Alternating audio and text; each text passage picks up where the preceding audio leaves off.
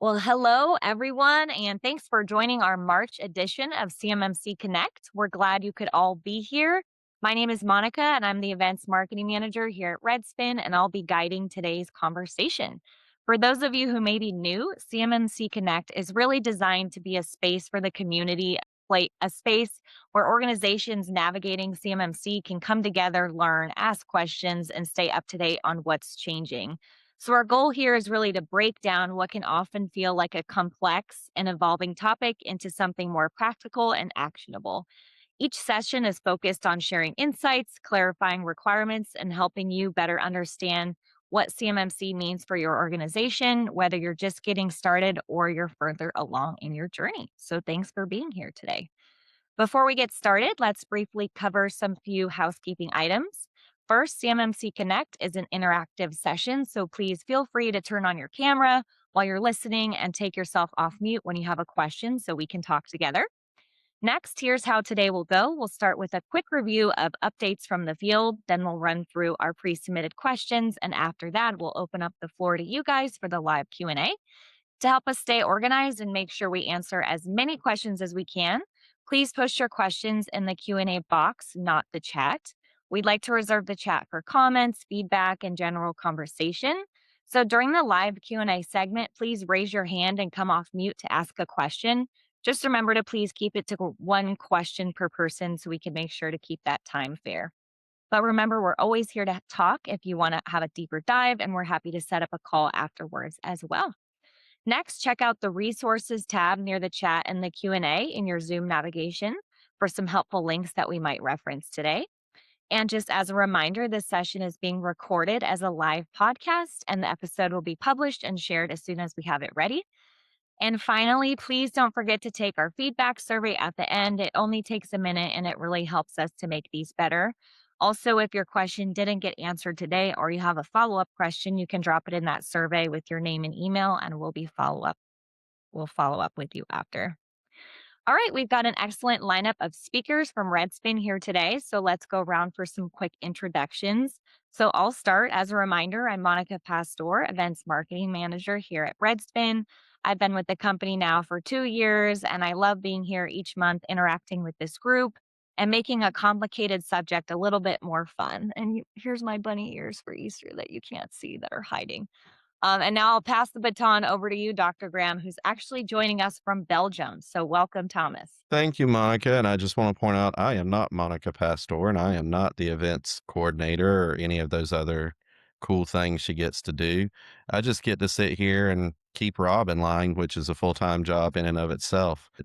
Most folks know me, so I won't belabor the point. If you guys need any chocolates from Belgium, put in your order with Monica, and she will see that it gets shipped to you within the next 364 months. All right. Thanks, Thomas. Rob. Yeah, hey everybody. Rob Teague. I think you guys all know me as well. I do not have bunny ears today because I failed in that mission. Did bring money because I'm the money bunny when it comes to buying Easter stuff for the family. But no, we're excited to dive into another session today with all of you guys.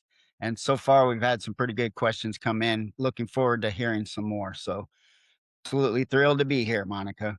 Thanks, Rob. Stephanie. Hi, guys. I think a lot of you know me from previous CMMC Connects. I'm lead CCA with Redspin, and I'm glad to be here. Thanks, Stephanie. Adam. Everyone, Adam Richards, lead CCA with Redspin. I've been hopping around here for about 13 months. I'm really enjoying my time working with all Redspin clients, and maybe you caught me at a couple of seminars, CS5 East last year and the New England CMMC Summit. Always happy to talk to people and really excited to talk about the topics that we have today. Thanks, Adam. Lauren, over to you. I love how Adam didn't even explain his getup. Like, this is just normal. For those of you listening to this as a replay or a podcast, Adam Richards is dressed in almost a full bunny suit, and I think I see suspenders. Hi, everybody. Lauren Frickle, Senior Marketing Manager here. I'm here to help out in the chat, and happy spring. All right. And lastly, Karen in the chat today. Hi, everyone. I'm Karen Boney Harville. I'm a lead CCA. I've been with Redspin almost 3 months, but my prior experience is with a DIB company. going through the exact same thing that every other dip company is going through with CMMC. Glad to Awesome. be here. Thanks, Karen. Thank you for the introductions, team. Now let's get into some ecosystem updates from the field. So, Rob, what can you tell us today?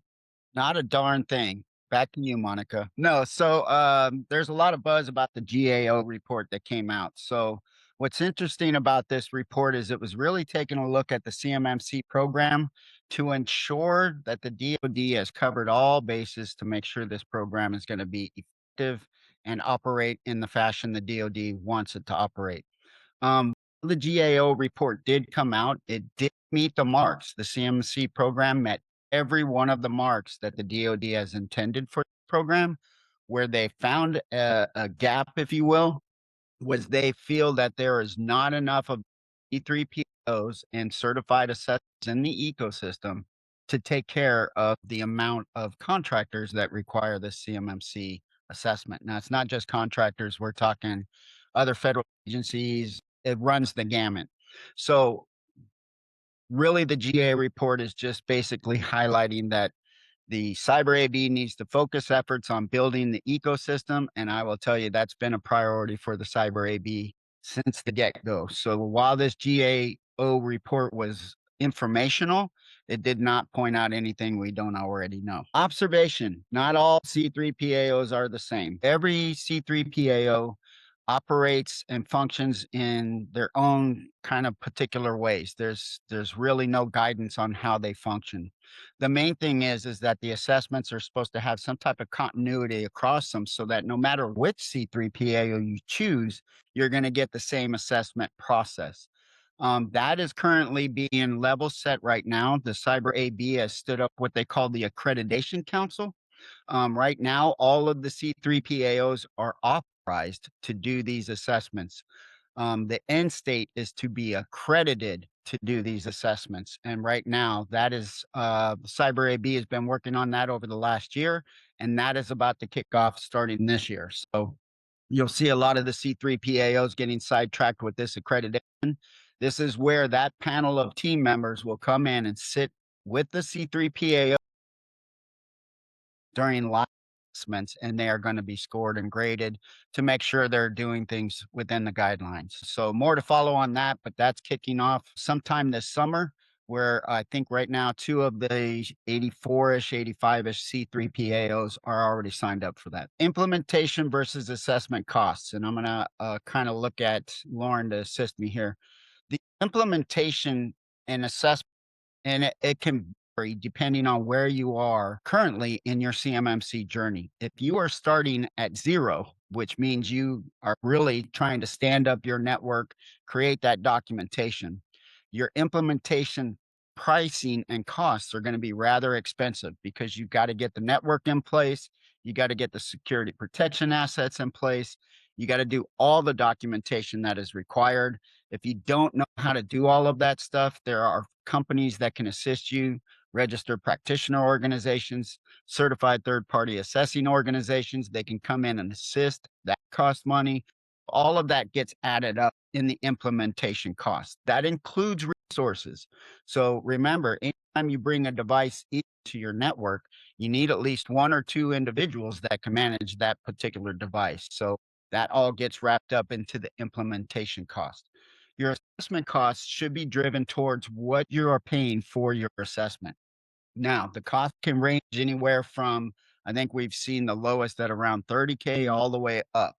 So it really depends based on how many site locations have to be visited to check the physical requirements. Each PAO has different costs based on how many assessors they have on staff. Some of the C3 PAOs do not have a complete staff, and they're leveraging 1099 CCAs to come in and perform the assessments on their behalf. So really do your homework when about picking your, because your C3PAO is going to be with you over the long haul of this program. Remember, you will be revisiting your C3PAO every 3 years. So keep that in mind.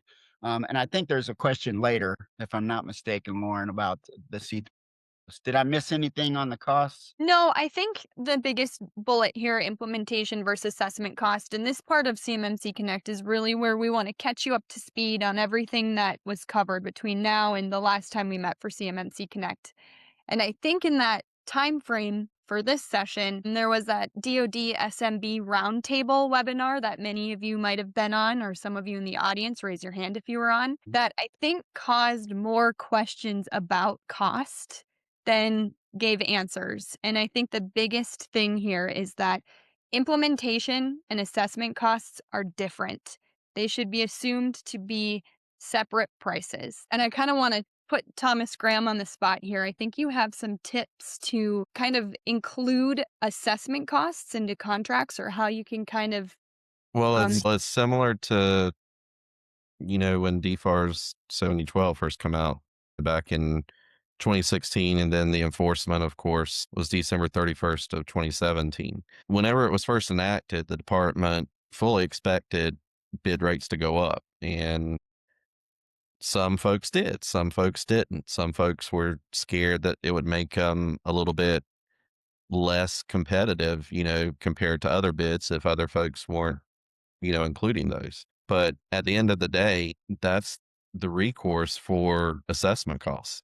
Anytime that cost concerns have come up with any of the new rule implementation, the department, almost to a T, it was almost like a cookie cutter answer. They said that the implementation costs of DFAR 7012 were adjudicated during that rulemaking. Now, are there resources out there? Yeah, the department has worked on, some things, some better than others, but it depends on your industry and it depends on, your capabilities. The MEPs were there, off and on for a little while. I think they're still there since some of the funding issues have gotten worked out. But there are some of those resources out there for folks to use. Strictly speaking, on a cost standpoint, though, honestly, and I'm speaking from being a contractor for over a decade in the DIB, there's two ways you can go about it. You can either include it into your bid rates, or you have to honestly eat the cost, and that's something that nobody really wants to hear. Yeah, and that's exactly what we did here at Redspin. When this first started back conversations in 2019 with Stacy Bosjanek and others, it was really just, if we're going to get in this space, we got to do the work up front, which we fronted all the money to get our environment established.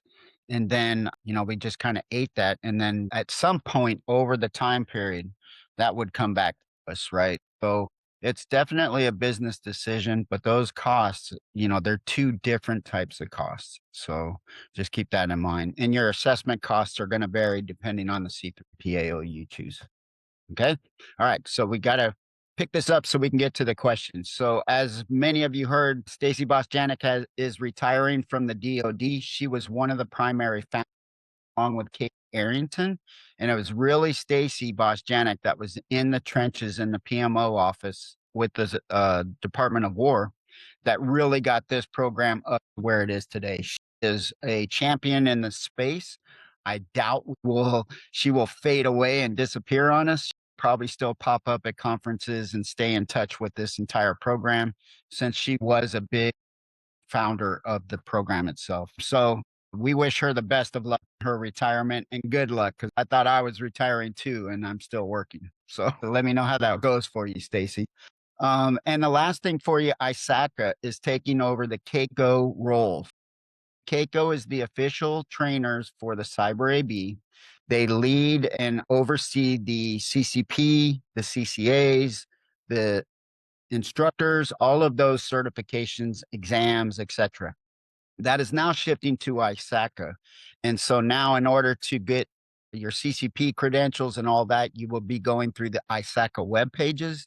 And trust me, they are doing a phenomenal job cleaning up the blueprints for the CCPs and CCAs. In fact, Karen and I will be heading back up in, I think, August. I'm sorry, Felice and I will be heading back up in August to where we are working with them to build the exams. So we're looking forward to that. We're just one of many that are participating and helping ISACA get this off the ground.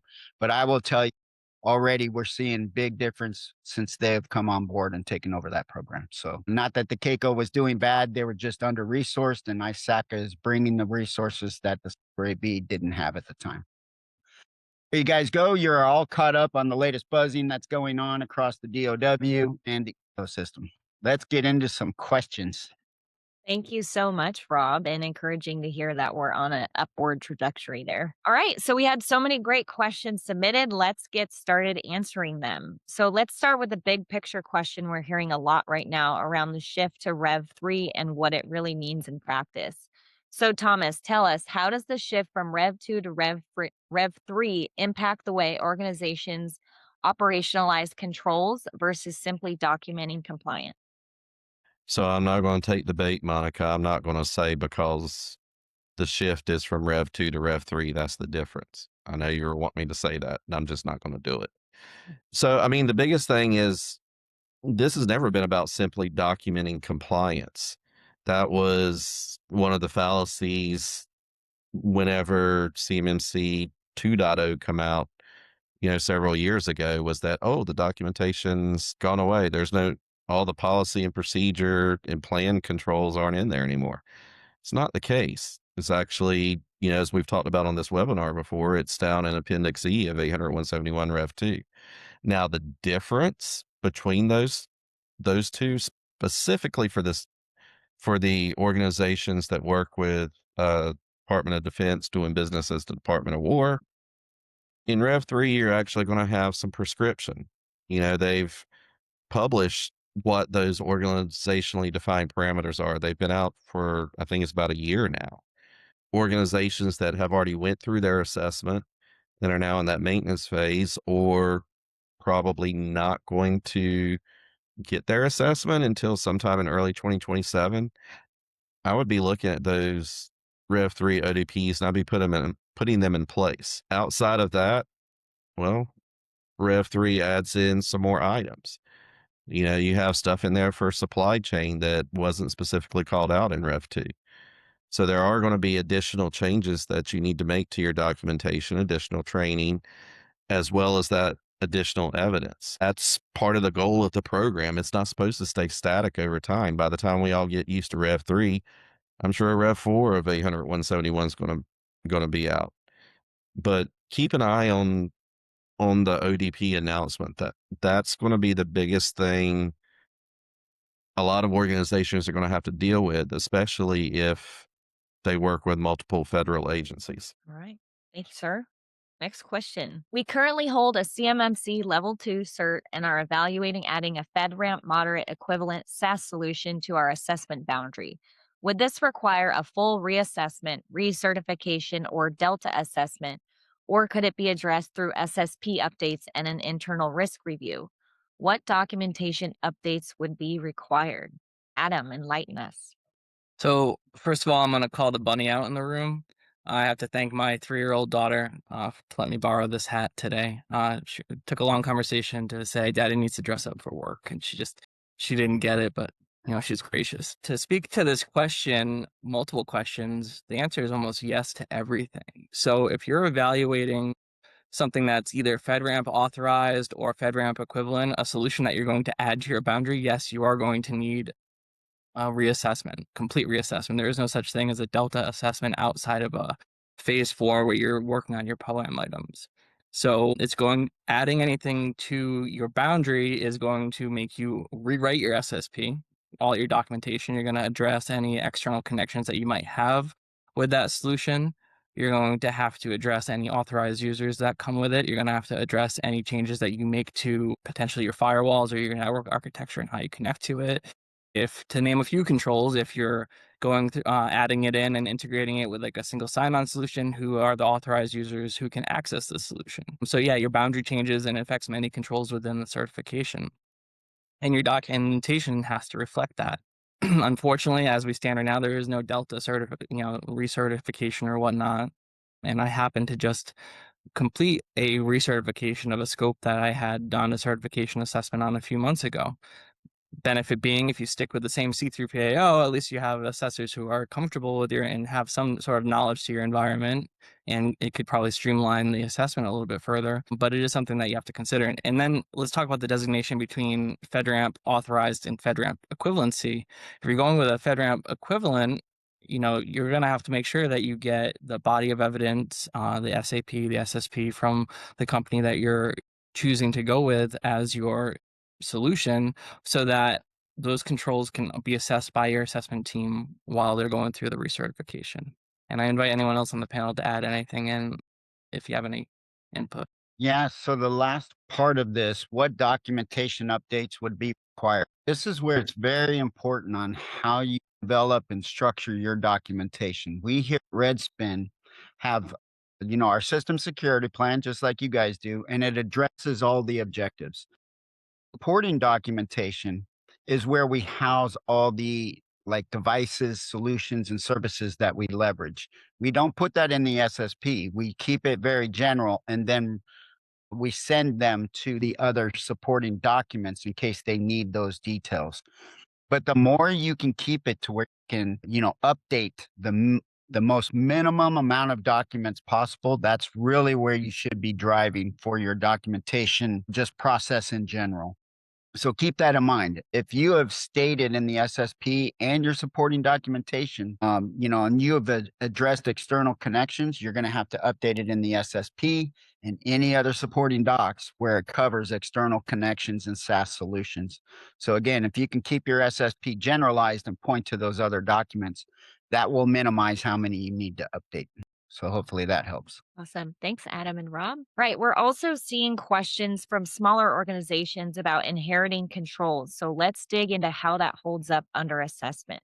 So, Thomas, can you tell us how would a C3PAO look at a micro small business that inherits all CMMC practices from another company? Well, first of all, if you're getting your own assessment, you can't inherit 100%. That's also a rumor that's out there, and it's been pretty much shot down every single time it's come up under CMMC assessment.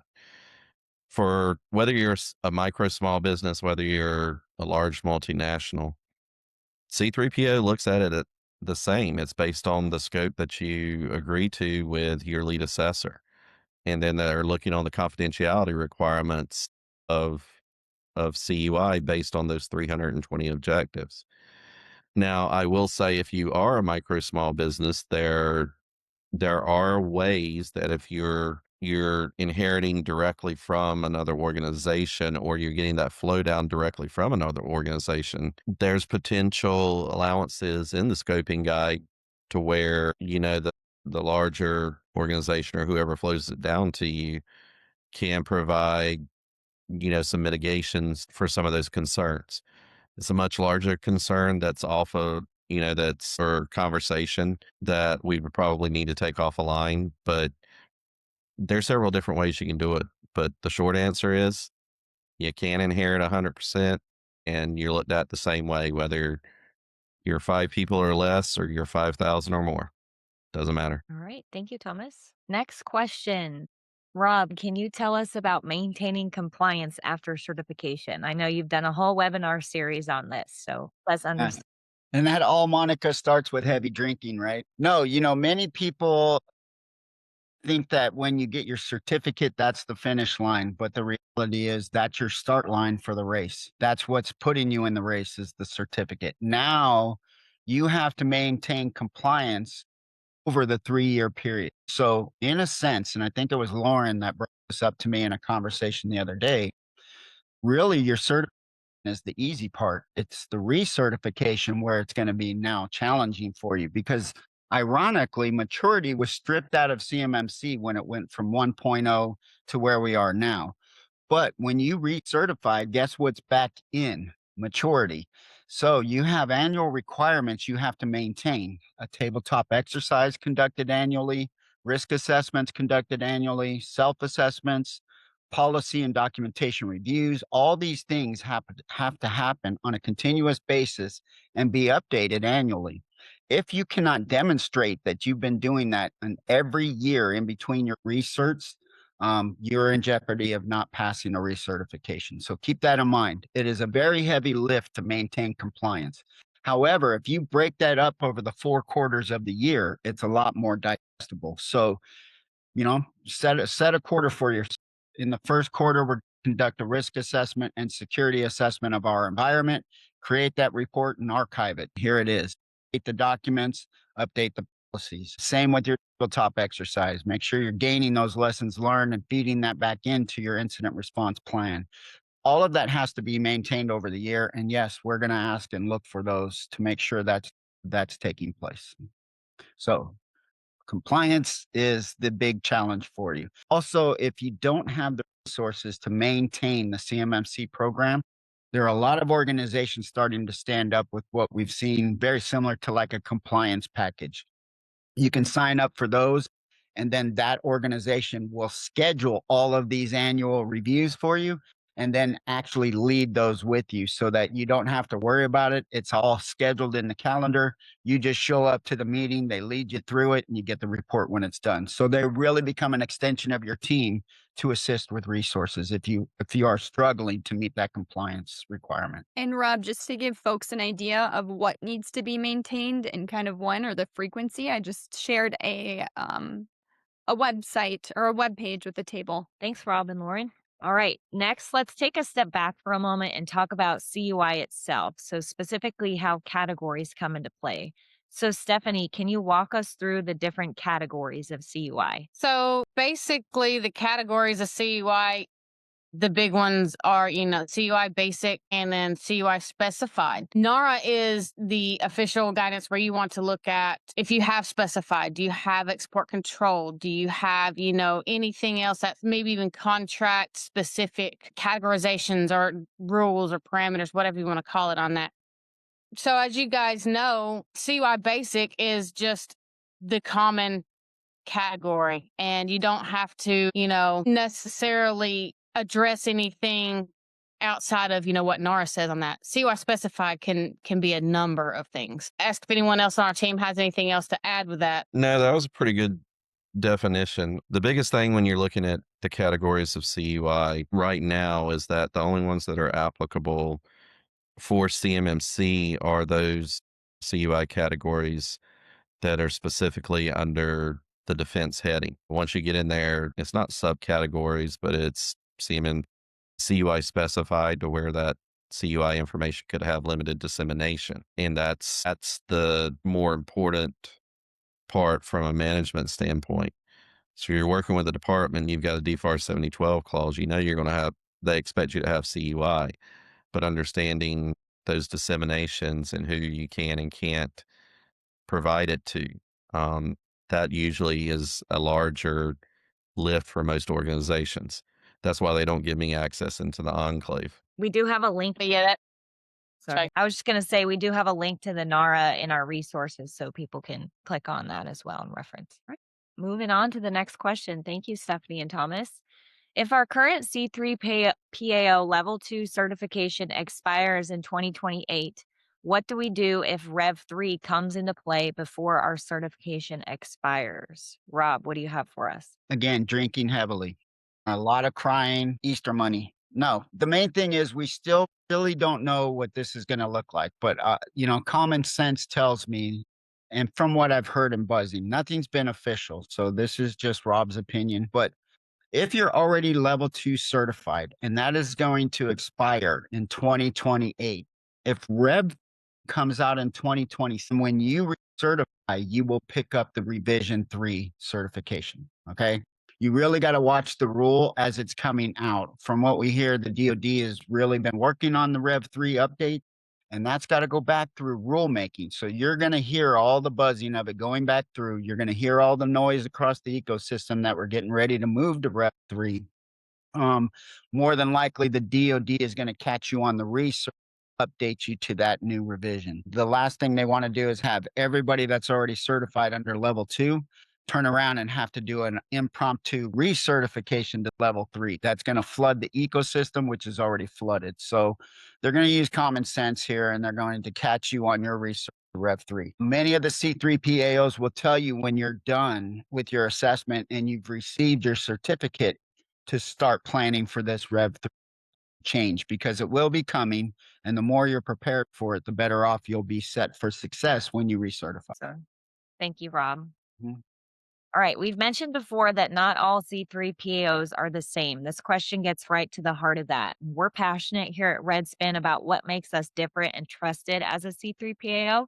So, Rob, also back to you. Can you talk our audience through this? What makes one C3 PAO different from the next? Okay. What did Thomas say? I'm not going to bite on that, Monica. I can tell you spelling, but I'm not going to say it. Although I already said it. No, like any company that you're going to work with, any vendor that you choose, any third party vendor, et cetera, you want to find the organization that has the same morals, ethics, and values that your company has, right? So really when we say shopping, part of that is price, but it's in the compatibility of those and how they can interact with your folks. It just makes things more pleasant for the team. And it makes everybody, if they're all gelling and getting along, it makes them want to come in and tackle this program on your behalf. So that's one of the first things that I recommend you look for. Interview the C3 PAOs, get on their calendars, find out from them some questions you should ask them. How many assessments have they completed? Because experience plays a lot in this space. Those organizations that have numerous assessments under their belts are the more experienced 3PAOs, and they may be a little more expensive. But the difference here is that they're experienced and they know what they're looking for versus a C3PAO that just came into this space. I'm not stating they cannot do an assessment, because they can. There are pitfalls and gray areas in the assessment process, including in the 32 CFR rule, that is really, it's all over the place right now. And that's why the Cyber AB has stood up advisory councils to kind of bring that back in and contain it, if you will. So right now, depending on the C3 PAO you choose, they could be taking you down rabbit holes you don't need to go down. So one of the biggest one is FIPS. Not a lot of the companies understand the FIPS modules. While they're trying to get up to speed on that, they may not be all the way there. Another one is the cloud environments. A lot of these assessors and CPAOs haven't seen an organization that's all on-prem, all in the cloud, or a hybrid of the both.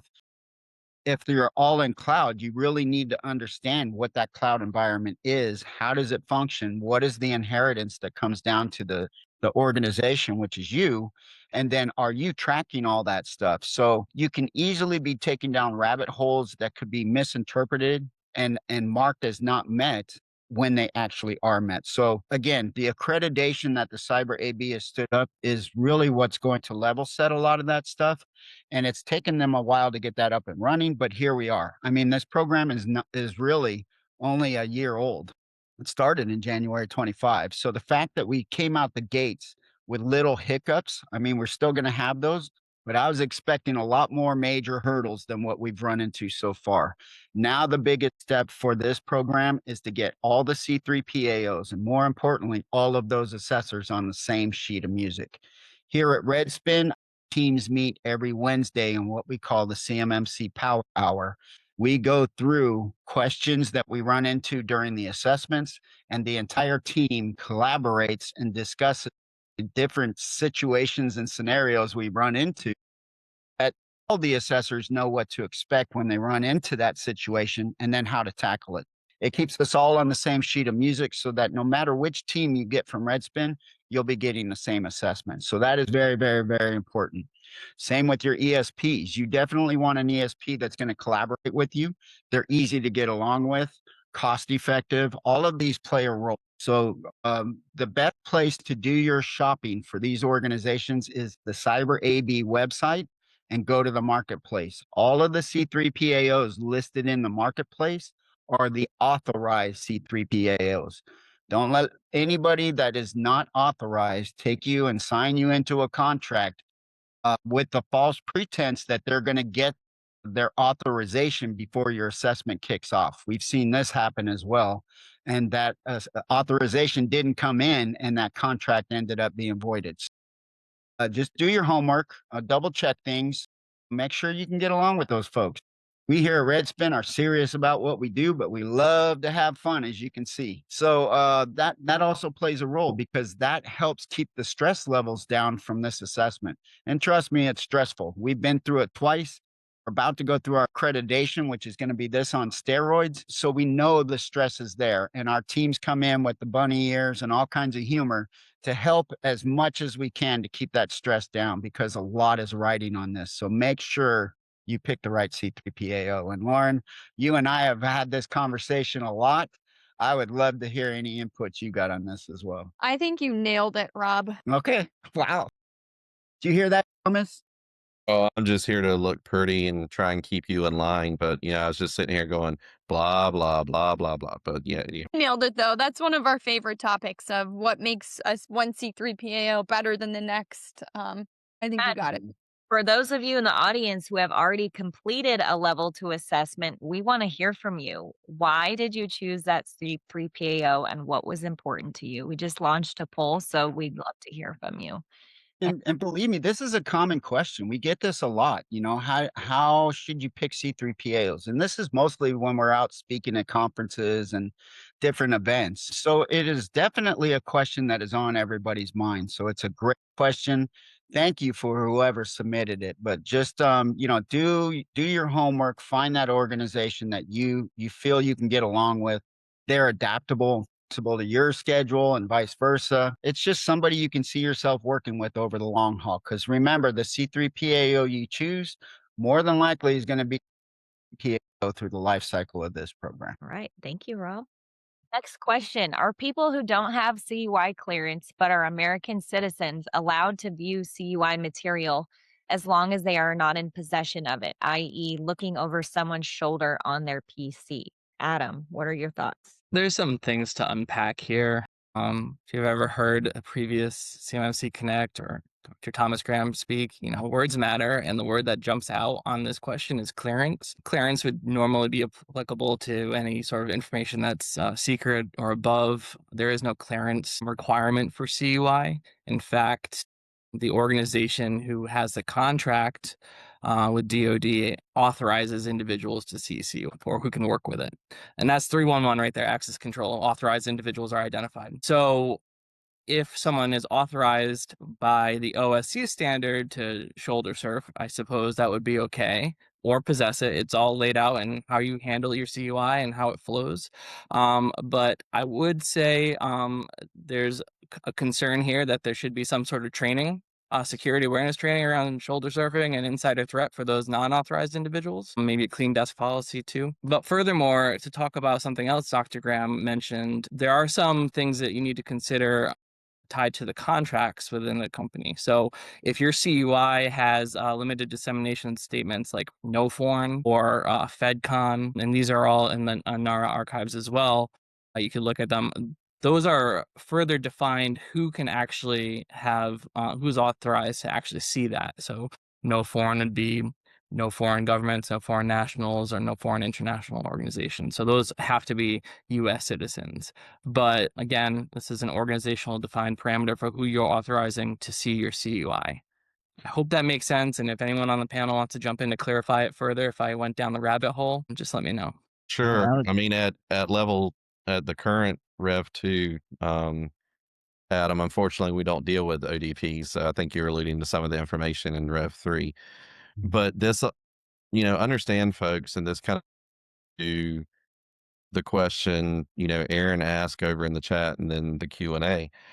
The CMMC, according to the 48 CFR DFAR 7021 rule, well, yeah, it's going to apply to new contracts, but it also could apply to options on your current contract or even POP extensions that are included, to finish burning that money, if you will. If your current contract hasn't required it, but they exercise that option or grant you a POP extension and there is limited dissemination in there, you may need to be aware of that because now if they come with that CMMC requirement and that option or that POP, you're going to be scrambling to get that in place to make sure you continue to get those contract dollars. But my kind of 2 cents here is while pepper spray is a reason to use and can be effective to avoid and mitigate shoulder surfing, it's not recommended. So don't pepper spray in shoulder surfers. All right, guys, we got to keep moving. We have a couple more questions to get through before we open up to live Q&A. So next question, do we need to be CMMC certified before we can get approved for JCP access? Thomas. So the short version is not specifically. It could depend on the contract that you're going to want to work on for JCP. Will it be added in the future potentially? Well, if any of the data is CUI that's going to be part of that program, then Rob with his magic 8 ball would say all answers point to yes. Is that short enough for you, Micah? Yes. Perfect. Thank you. All right. Another question. If the organization I work for has no experience or knowledge and no compliance department to help understand and learn about FAR DFARs, what would you recommend to help individuals learn and gain knowledge about all of this? Training course, schooling, etc. Stephanie, what are your thoughts here? So the organization, I'm rereading. So what we recommend to help individuals learn and gain knowledge about all this, I mean, training. If you wanted to start from the ground up, always start with like the, just the DOD mandatory training. I think almost everybody has that incorporated into their training. But also, if you wanted to dig deep and have your people, a little bit better prepared for CMMC assessment, look at a training provider and have your people go through the CCP course. They don't have to necessarily take the certification, but if they wanted to just get knowledge and kind of know what to expect from the assessment, that's a really good place to start. About FARs and DFARs specifically, everybody uses ChatGPT, right? No, just kidding. But that is literally just, even a Google search for NIST and such will, goes a long way. Yeah, the DFARS rules are changing too as the 32 CFR is starting to become the prominent document here. Some of the DFARS has already been class deviated to go into the 32 rule. This also ties in with that last question about picking a C3 PAO. If you have absolutely nothing and you're starting from the ground zero, definitely bring in one of those registered practitioner organizations to assist you. And just like you shop for a C3, do the same shopping for the RPO. You want the ones that can help you understand this program while they're helping you build it. All right. Thank you. Next question. How can an organization determine if they're assessment ready versus policy ready? Adam, over to you. All right. Well, you can absolutely contract a C3 PAO. You can contract an RPO. You can do a mock assessment, which would step you through the full assessment, where you would get feedback of whether you met or did not meet the controls in each objective within a CMMC Level 2 assessment. A gap assessment would highlight what you missed and what you could do to improve it to meet the intent of the objectives and controls. You could do a technical mock on your policy and procedures, all the 5-point and 3-point controls to see if you're, in a position that you're ready to engage with your C3PA of choice to do your full assessment. So there are options out there. Down the RP and RPO route, you can have the same services provided. So it's a really smart idea. And I'm seeing this a lot of feedback when I talk to people. Companies who pass their CMMC Level 2 assessments have in some way, shape, or form done some sort of mock assessment, gone through the process, understand what the assessors are going to look at for the intent of the control versus what they thought the intent of the control was, they being the OSC or you. And getting a good feel of how the whole process is going to go over the time that you're with the C3PAO and the assessors, to position you right there at the finish line. And if you're taking care of everything, every assessment team, every company might assess a little bit different. As Rob was saying, we try to align on the same sheet of music, but chances are if you get through a mock and step through 320 assessment objectives, you're most likely going to be passing that with at least a conditional and hitting the 5s and 3s and critical ones. Thanks, Adam. Next question. For CUI that only exists on an internal network with all incoming connections blocked at the firewall, does the data need to be encrypted or does the physical security of the building meet the requirement? Thomas. So to start out with, the connections coming in, that's not necessarily the concern. It's the connections going out.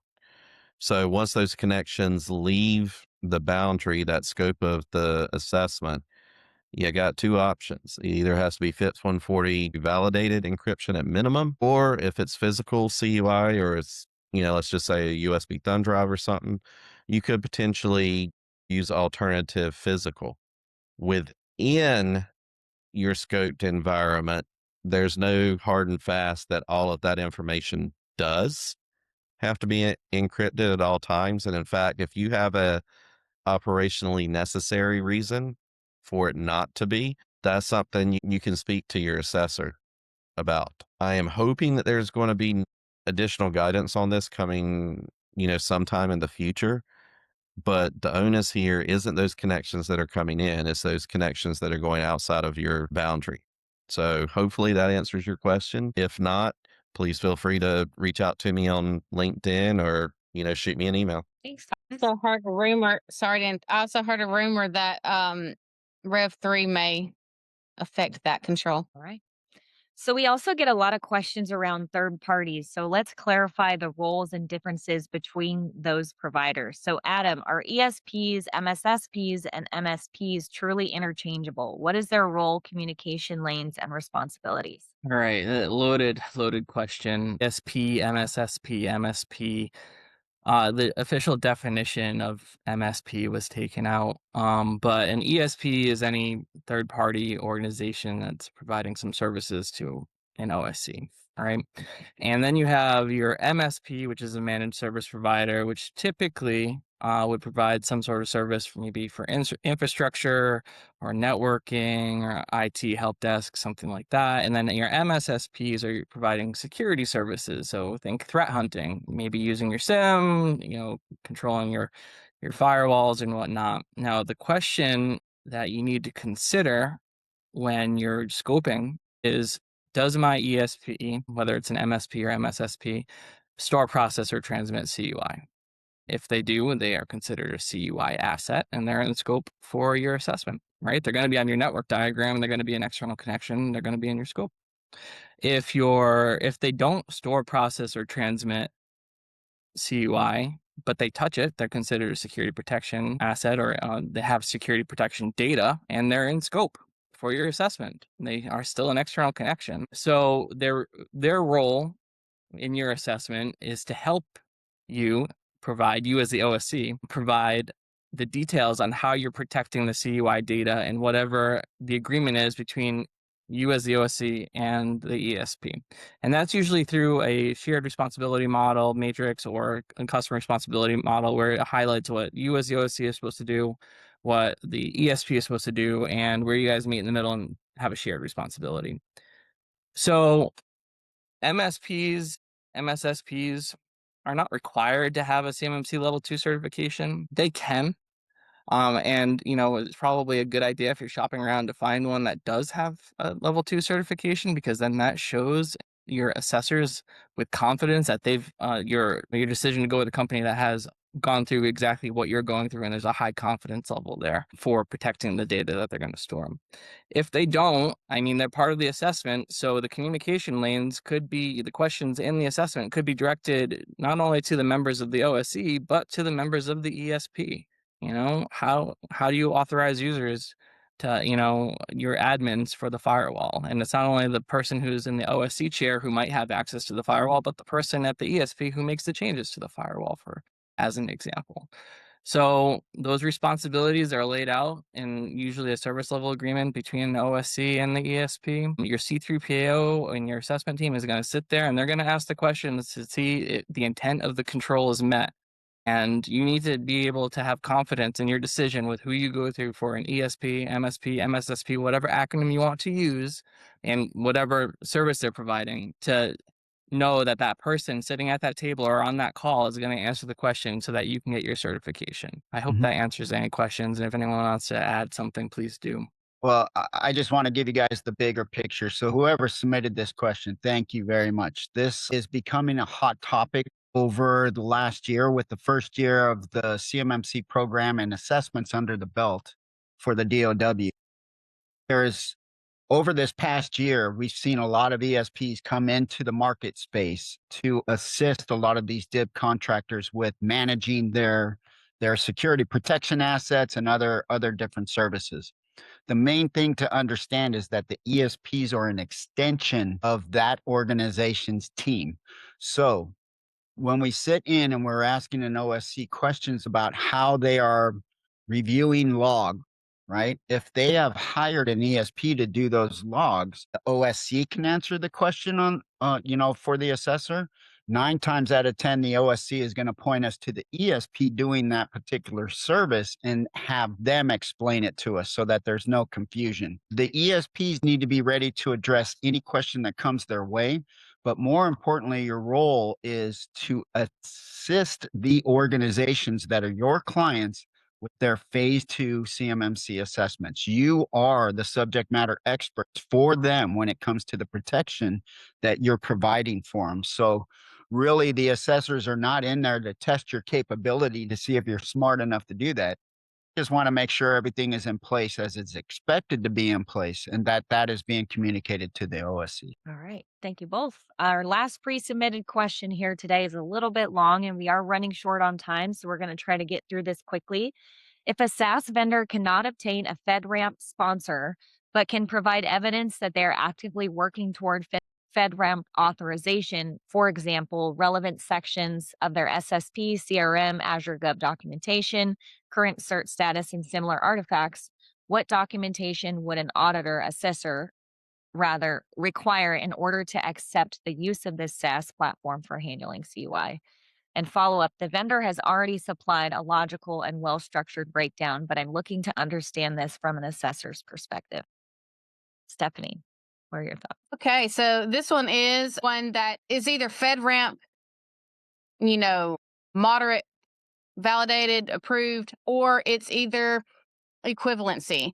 So what an assessor looks for is that body of evidence, which means, and it looks like you've already tried to address here, their SSP, CRM, certain things here that it looks like they may be working toward it, even if they aren't fully there yet. But still, it's kind of like a no-go if the SaaS solution is going to be handling your CUI, right? They have to be FedRAMP equivalent at a minimum. So even if the vendor has supplied a logical and well-structured breakdown, without it, the FedRAMP piece to it, it's still, I would definitely stay away from that. All right. Thank you. So for our live Q&A, we did have a question that come in that we've been waiting to answer, but earlier in the chat, someone asked, what do you find are the common pitfalls for companies that are actively pursuing AI implementation within their CMMC boundary? How concerned are your assessors during a level 2 assessment when they hear an organization has implemented AI capabilities that has been approved by the organization to handle CUI? Have any of these organizations successfully achieved a CMMC Level 2 certification? Who wants this one? Yeah, so we can all probably kind of tackle this together since we're running low on time. But this is also another hot topic that's really come into play over this last year, mostly by the DOW themselves, right? So they have opened the door for AI to be utilized by contractors. So, in fact, they highly recommend it. So, we've seen a shift in what AI is doing within this whole space, not just here, but security as a whole. If you're leveraging, we see some organizations coming through that are leveraging Copilot. Copilot is operating in the GCC high environment. You're good to go because Microsoft has done all the back end protections to make sure that what you're leveraging within that tool is staying protected. Do your homework just like you do with everything else. Look at the solutions. Ask question where they're talking about diving into CRMs and all these things. Get that demo and ask the hard questions of where that data is going. Where it resides is really what's going to affect you. If its BUI data is being hosted in that vendor's cloud, you may have some issues with that AI tool. But a lot of the AI tools are being built to where they store the data in your own environments, and that way it never leaves those environments. The other recommendation I would say about AI is make sure it's not open to the internet. It should be a closed AI tool that is only working with the information you drop in there. Don't let it go out and grab Reddit and LinkedIn, all those naysayers and wannabe doers. Get the proper information and regulations in there and let the AI tool do the work for you. I don't know if anybody else wants to add something. Thanks, Rob. We are at time here before we end. Just wanted to thank everyone for your questions today. Before we wrap up, we've launched a poll to ask you which events you'll be at, if any, this next month. Our Redspin team will be on site at these events, and we would love to connect with you IRL, as Lauren would say. So for CS5 West in San Diego, Rob will be speaking on a panel, and Thomas and another Redspin team member, Ned Butler, will be facilitating roundtables. So let us know if you'll be there. Next, we have an upcoming webinar that we're excited about. If you're thinking about your CMMC readiness and honestly what's coming next for cybersecurity across the DIB, this is definitely one that you'll want to check out. On April 8th at 1 p.m. Eastern, we're hosting a session with Thomas along with Victor Cheech from Radical, and they'll be diving into what we're seeing across SMBs in the DIB today, where organizations are really at from a cybersecurity maturity standpoint and what that means as we look ahead. So our time has come to a close for today, but here at Redspin, we are here to help move federal contractors to a more secure, compliant, and resilient state so they can achieve their mission. Thank you guys so much for joining us today, and we'll see you next month on April 30th for our next CMMC Connect session. Take care, everybody, and happy Easter. Bye now. Thanks, everyone.